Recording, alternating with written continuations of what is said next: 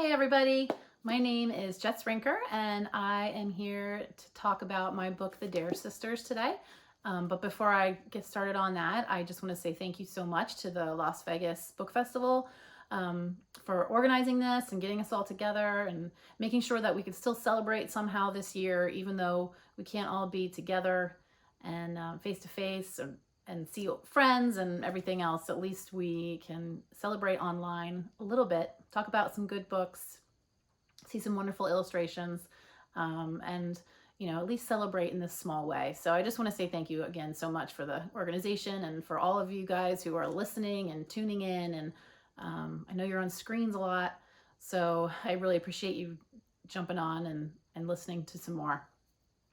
So I'm the author of several books for kids, but I'm going to talk to you about The Dare Sisters. This one just came out in September, and this is a middle grade novel, so it's good for ages probably 8 to 12, but the range can be bigger than that. So you read whatever you like to read is my motto.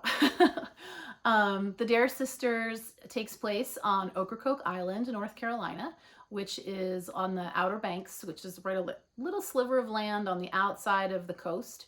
I used to go there when I was a kid, and I've been there several times as an adult. Actually, I'm going there right before this festival. So I'm very familiar with it and fell in love with it from when I was really young. And the really cool thing about the Outer Banks is not only the beach and all of the fun things that you can do at the beach, is there is a tremendous amount of history there, from pirates to Kitty Hawk to the lost city of Roanoke. Just tons and tons of interesting stories and ghost stories and legends and all kinds of things. And one of the most famous stories actually takes place with Ocracoke, is about Blackbeard the pirate.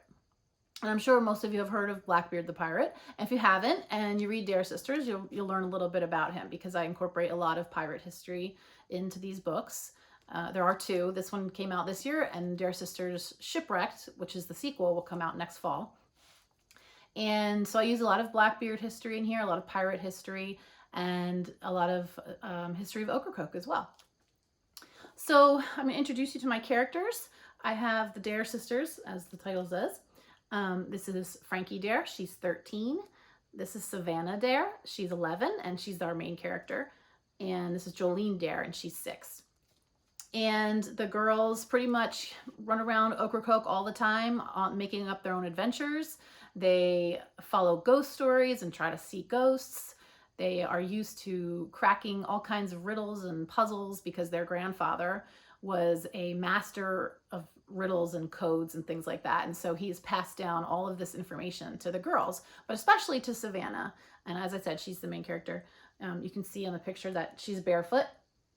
And that's exactly how I was when I was young, running around barefoot all over the place, always looking for treasures, and maybe not pirate's gold, but, fossils and seashells at the beach and interesting leaves and feathers and all kinds of things I loved to look for when I was a kid. And so that's kind of where this idea, one of the places where this idea came from, was the idea of young girls getting to explore their whole world and looking for treasure kind of right in their own backyard. And that's what they end up doing. So Grandpa has passed away at the beginning of this story, and he's left the girls a very special map of Ocracoke that he made all by himself, that involves a treasure hunt for Blackbeard the pirate's treasure. Now, most people in Ocracoke, including most of their family, most of the girls' family and friends, thought that Grandpa was maybe daydreaming a little too much, or his imagination ran away with him too often, and they didn't really believe there was any treasure at all. So people made fun of him a little bit. And so now that he's passed away, Savannah is determined to make sure that she finds this treasure and proves that Grandpa was right, that it was real. So they have a treasure map. They have this treasure map from Grandpa. They know that he's found all kinds of really cool things over his life, because he is an actual treasure hunter. He hasn't ever found pirates' treasure, but he's found all kinds of really cool artifacts. He's been on shipwrecks under the ocean, and there's a ton of shipwrecks off the coast of North Carolina. And So he's found all kinds of really cool things. So the girls have a lot of faith that he knew what he was doing. He was a very smart man, and they're very proud of him, and they miss him a lot. That's a big part of this book too, is missing their grandfather. And for Savannah, Grandpa was really her best friend. He walked her to school every day before he passed away. He made up all kinds of secret codes for her, and played games with her all the time. And Savannah really felt like Grandpa was the only person that really understood her. So now that he's gone, she's feeling pretty lonely, but even more determined to do this one last treasure hunt that Grandpa was on, because he didn't get to finish it. So I'm going to read to you just a tiny bit of chapter 1, just to give you an idea of what the girls are like and the adventure that they're about to go on. You can see the beginning. Chapter 1 is called X Marks the Spot. And the other thing that you should know is that this story takes place in 1996. So the girls don't have a computer, they don't have cell phones, they have to do all of their research at the library or ask people in town. They work with the Historical Society in town, and they work with the librarian in town. So it's all a little bit more challenging to get information. It was a very different time in 1990s. But that's where we're going to begin. So September 1996. And this is right after Grandpa has passed away, and the funeral has just ended, and the girls are outside around the treasure map that he left them.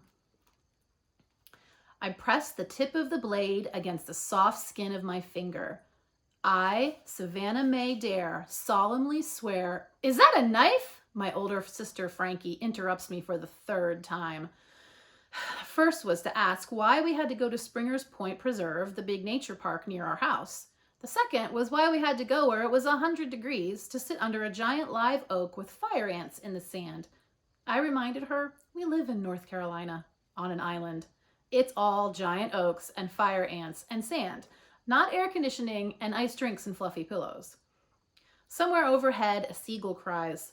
It's so hot, even in the shade, but I don't dare complain because I want to finish our pledges and get changed out of this ugly navy blue dress that makes me look like a sailor. Not that I'd mind looking like a real sailor, just not one in an ugly blue dress. Mom said this was the best one to wear for Grandpa's funeral, so I didn't argue, but enough is enough. Yes, Frankie, it's a knife. Now, be quiet. I start over. I, Savannah Mae Dare, solemnly swear to be one of the 3 appointed guardians of... I'm not picking my finger for this, Frankie interrupts me for the 4th time. You always want blood, she says. You wanted us to prick our fingers when we were trying to get the lighthouse ghost on camera, which we never did, might I remind you. This is different. Leave it to Frankie to bring that up. Mom didn't make her wear a dress today. She's wearing black pants and a button-down shirt. She always gets her own way because she's the oldest. Although, if I had to guess, I bet right now she's sweating way more than me. You get weirder every day, Savannah, she says. Don't be a baby. It doesn't hurt. Do you know how much bacteria is on that thing? She presses her lips together, hides her fingers under her arms, and shakes her head. Nope, not happening, and you are not pricking Jolene's finger either.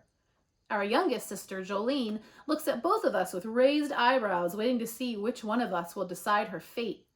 She's wearing a frilly pink princess costume that makes her very light brown hair look whiter than ever. She's 6, and she gets away with more than Frankie and I put together.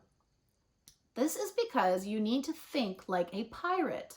I poke my own finger with the blade before Frankie can stop me, and I finish my pledge as fast as I can. I swear to be one of the 3 appointed guardians for as long as I may live in accordance with the Dare family legend.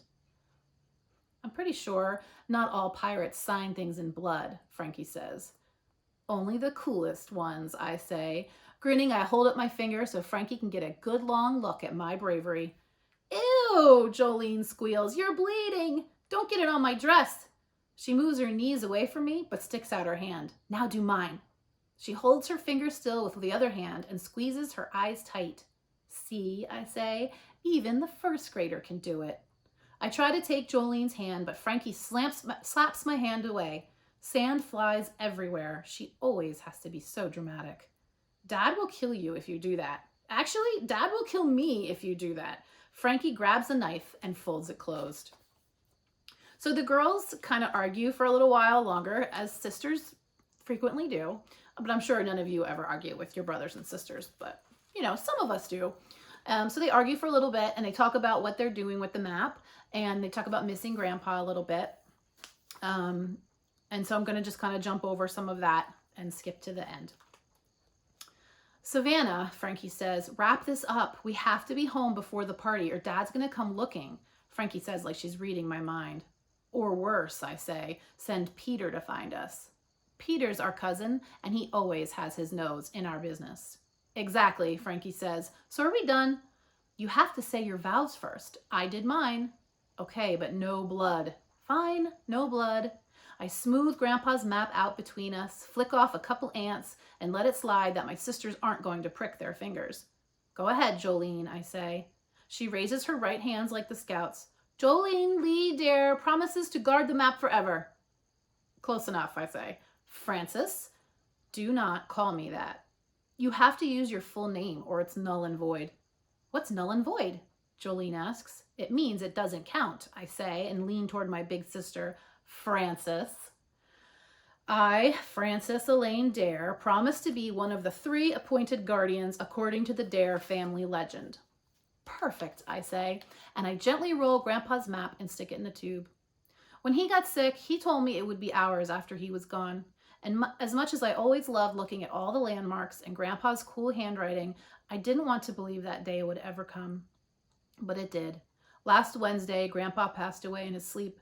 Dad said it was the best way, that Grandpa had no pain, even though we did.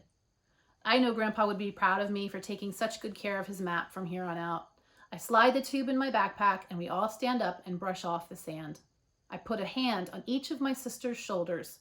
We are now the official guardians of Cornelius Franklin Dare's Ocracoke Island map, I say, the one and only way to find Blackbeard the pirate's treasure. So that's the beginning of the Dare sisters, and as you might guess, they go on a big treasure hunt through this book.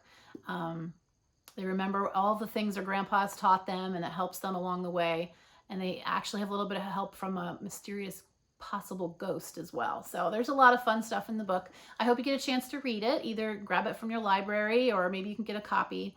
And if you like it, let me know. Email me. You can say something on my website, or you can go on my website and see my email. I would love to hear from anybody who has a chance to read the book. And I hope you guys enjoy the rest of the festival. I hope you get to see all the kinds of cool books and illustrators and authors. And hopefully next year we can all be back together again face to face. So everybody have a great day.